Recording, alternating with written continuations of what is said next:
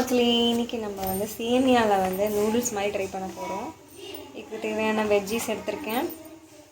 Garlic, onion, ஒரு தக்காளி நம்ம அரைச்சி ஊற்றிக்கலாம். இதெல்லாம் வதக்கிட்டு அப்புறம் சேமியாவை வேக வச்சு 10 நிமிஷம் வடித்து நூடுல்ஸ் மாதிரியே எடுத்து வச்சுருக்கேன். கடாய் சூடானதும் நம்ம ஆயில் ஊற்றிக்கலாம். இப்போ என்ன சூடானதும் கார்லிக் போட்டுக்கலாம்.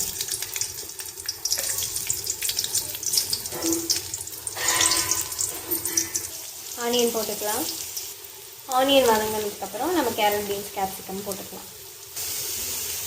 கொஞ்சமாக மஞ்சத்தூள் ஒரு சிட்டிகை, அப்புறம் கரம் மசாலா கொஞ்சம், சிக்கன் மசாலா கொஞ்சம், வெறுமிளகாய் தூள் காரத்துக்கு ஏற்ற மாதிரி போட்டுக்கோங்க. வீட்டில் இருக்கிற சிம்பிள் இந்த மசாலாஸே போதும். இது ஒரு 2 நிமிஷம் மூடி வச்சிடலாம். இப்போ டொமேட்டோ ஆட் பண்ணிக்கலாம். நீங்கள் கெட்சப்பு கூட ஆட் பண்ணிக்கலாம். நான் வந்து ஒரு டொமேட்டோ அரைச்சி சேர்க்க போகிறேன்.